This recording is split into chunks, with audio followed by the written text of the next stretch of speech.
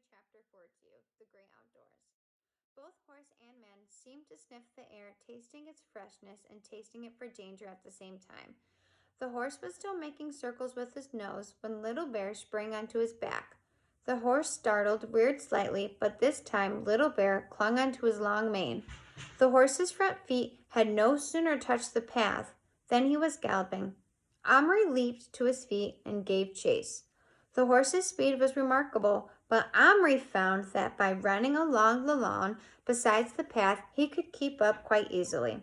The ground was dry, and as Indian and horse raced along, a most satisfying cloud of dust rose behind them, so that Omri could easily imagine that they were galloping across some wild, unbroken territory. More and more, he found he was able to see things from the Indian's point of view. The little stones on the path became huge boulders that had to be dodged. Weeds became trees, the lawn's edge an excrement twice the height of a man. As for living things, an ant scuttling across the horse's path made him shy wildly. The shadow of a passing bird falling on him brought him to a dead stop, crouching and cowering as a full-sized horse might if some huge bird of prey swooped at him. Once again, Omri marveled at the courage of Little Bear, faced with all these terrors. But it was not the courage of recklessness. Little Bear clearly recognized his peril, and when he had had his gallop, turned the horse's head and came trotting back to Omri, who crouched down to hear what he had said. This was much more difficult in the open air somehow. Danger, said the Indian. Much. I need bow, arrows. Club, maybe gun, he asked pleadingly. Omri shook his head. Then Indian weapons. Yes, said Omri. You need those. I'll find them today. In the meantime, we'd better go back in the house. Not go. Shut in place. Stay here. You stay, drive off wild animals.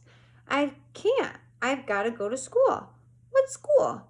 A place where you can learn. Ah, learn. Good, said Little Bear approvingly. Learn law of tribe, honor for ancestors, ways of the spirits. Well, something like that.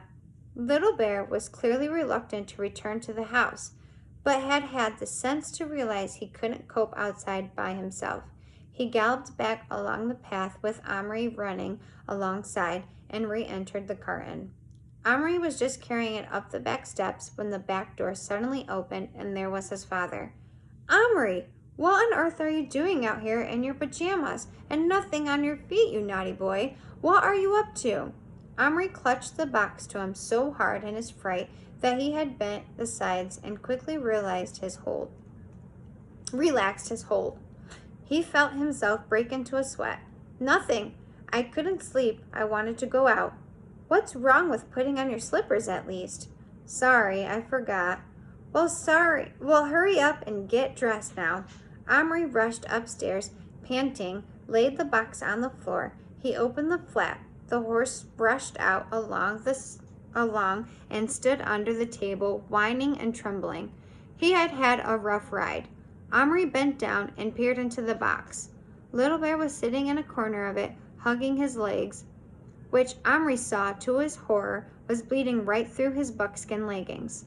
Box, jump, horse, get, fear.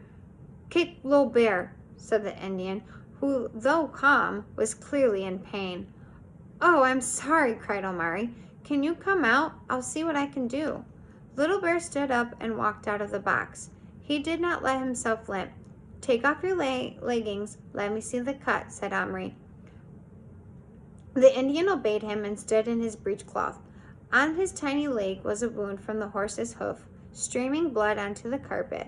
Omri didn't know what to do, but Little Bear did. Water, he ordered. Cloths. Omri, through his panic, forced himself to think clearly. He had water in a glass by his bed, but that would not be clean enough to wash a wound. His mother had some Listerine in her medicine cupboard. When any of the boys had had a cut, she would add a few drops to some warm water, and that was a disinfectant. Omri dashed to the bathroom and with trembling hands did what he had seen his mother do. He took a small piece of cotton wool. What could be used as a bandage? He had no idea at all, but he hurried back with the water and poured some into the Action Man's mess tin. The Indian tore off a minute wisp of cotton wool and dipped it into the liquid and applied it to his leg. The Indian's eyes opened wide, and though he did not wince, "That's not water, this fire. It's better than water." "Now tie," said the Indian next. "Hold in blood." Omri looked around desperately. A bandage small enough for a wound like that. Suddenly, his eyes lightened on the biscuit tin.